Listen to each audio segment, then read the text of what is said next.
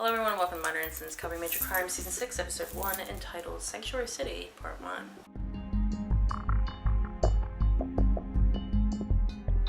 Hi, happy Halloween. This episode was directed by Michael Robin and it was written by James Duff, so we have our main Duff in charge of this episode. So the way we're going to do the synopsis is that we're going to cover the case first, and then we're going to cover the personal stuff of what's going on in the episode. This is a 3-part episode, which I don't think we've ever had a 3-part episode. We've had plenty of 2-part episodes, but never a 3-part, so it's a little weird for me because we're only getting part of the episode, really. So in terms of the case, what happens is a Catholic school goes on a school field trip to a museum. None of them are wearing their uniforms, which I felt was weird because I went to Catholic school and I could tell you there won't ever a time we weren't out of uniform when we went on a trip. Ever. For safety precautions, it makes more sense. Be like, oh, you see how this kid's wearing? That's what that kid's wearing. So they go on this field trip and there are 3 young men who end up going missing. Major crimes, people don't really think this is an issue for them because they're teenagers and teenagers cut class and teenagers skip out. Ends up being a critical thing because one of the young men that have gone missing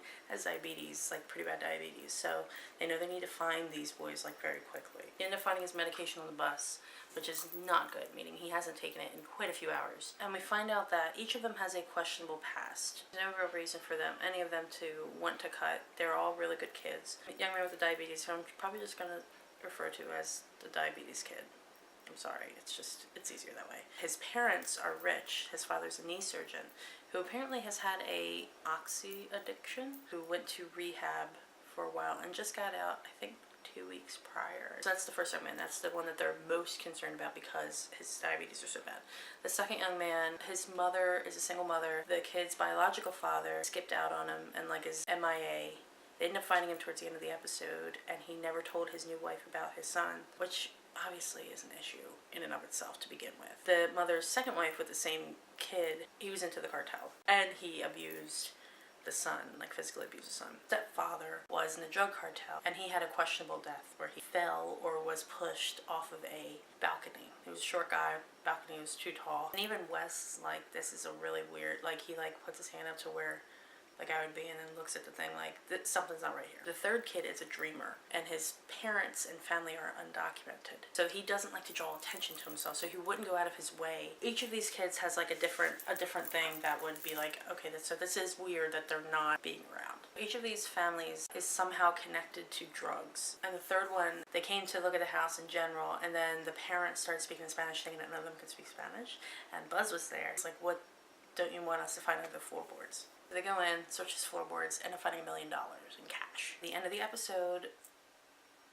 was not good. Diabetes kid was found dead outside of the church. The time is running shorter than they thought. Now the personal side. We have Sharon having the flu, and she's like still a little like shaky. Rusty's like, oh, she needs to eat. Everything's questionable, and I'm like, I already went through one death with Laura Rosalind. Like, you cannot kill this character off. I would be so pissed. I will riot in the streets. I think everybody will. I don't think I'm the only one that will riot in the streets. And even at the end, Andy's like, we need to go.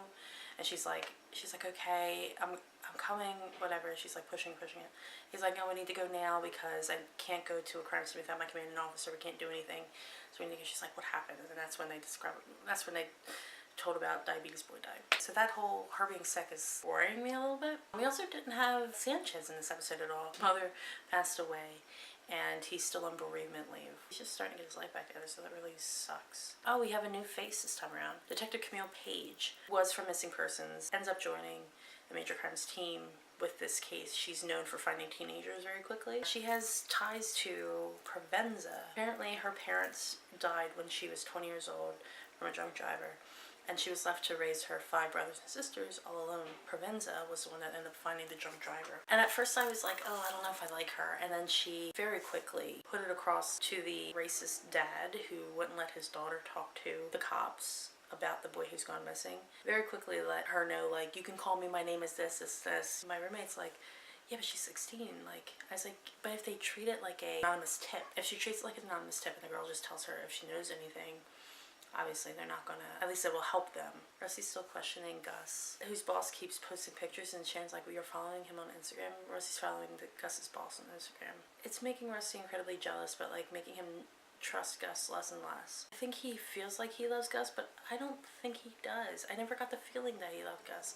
I got the feeling that, oh, I'm comfortable with you and you're my first boyfriend after actually coming out, and this is comfortable, and I know that you love me, and therefore I feel like I'm almost beholden to love you. I don't know, I just never felt like they were a real thing that Rusty necessarily felt the same way as Gus did. Stro is back.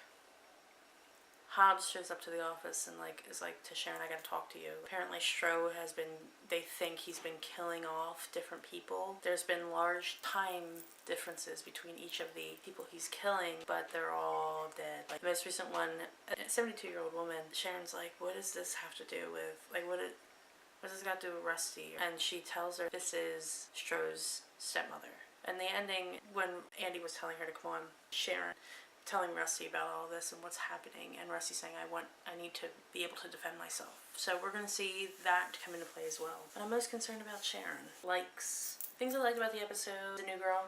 I do like Camilla Page. I dig her. I dig her spunk. I just dig her a lot. I also I'm interested in the case. I'm very interested in what's going to go down. I'm very interested in how they're going to bring Sanchez back into the fold. So yeah, I'm curious if he's even going to be in these next 3 episodes, because if they're within a few days of one another, within a week of one another, I don't know how long this case is going to go out. It might be only so much time to us, but only a few days to them. So I'm curious if Julio's even going to show up in the next couple episodes. I'm interested in what's going to happen with Sharon. I guess that's a like-dislike. I don't like that she's sick. If they're going to make her have the flu, I would have liked for Andy to have to nurse her back to health. Sharon's always taking care of Andy. Andy's always in hospital or having a heart attack or whatever. Or even Rusty taking care of Sharon, which I also would have really liked to see. I really wish we had Sanchez in the episode. I really love Sanchez. Especially with this case, because Sharon has her old Catholic guilt thing going. Sharon is very familiar with this church. It's where Rusty went to high school. It's where her other 2 kids went to high school. She almost feels like she needs to protect it in a way. Like I need to protect the church, but I don't want them to be guilty of this, but then I do question why they waited so long to report these kids missing and things like that. And with Sanchez, not only does he have this Latino connection with these kids, he also has the Catholic connection with them as well. That just would have been a whole different ball game. So I really hope he does show up in the next episode. I don't expect him to show up in the next episode, but I really hope he does. Ratings. I'm giving this one an 8.5.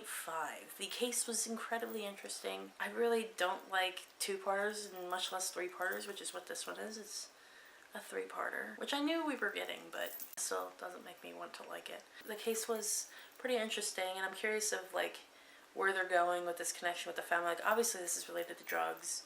Something's going on with drugs. I did bring up Brenda, which I thought was interesting. We all thought they were going to bring her back maybe 3rd season, for her stepping in hey, here's to my husband, yeah, whatever. Which I'm actually quite surprised they still have her marry the Fritz. Also dislike that Stro is still a thing. I had a feeling that they were going to use him to close out the show, but come on. Predictions. Obviously Stro's going to be back. Obviously they're going to do something with Sharon being sick. Camilla Page, who I can't say enough good things about her. I'm happy that they have another woman in the unit. I'm happy it's not just Sharon and Amy. I can't wait to see more from her.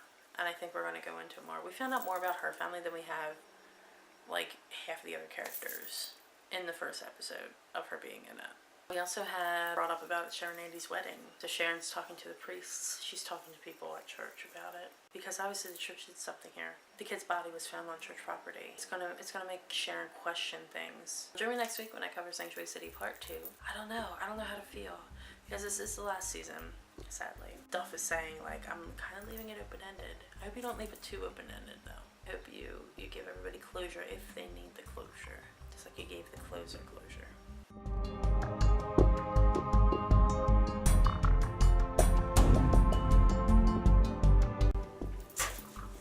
I'm getting my hair cut Friday, and it's just, I'm gonna try to get my hair cut Friday. Hopefully my hairdresser's there, else I won't get cut Friday. Every time I go up to fix my hair in the camera, I remember that it's opposite of wherever I'm touching, so it's very weird. We're gonna figure this out. This is awful. I'm incredibly bad with names, and this doesn't help This is a new place for this show. This is a new face for the show.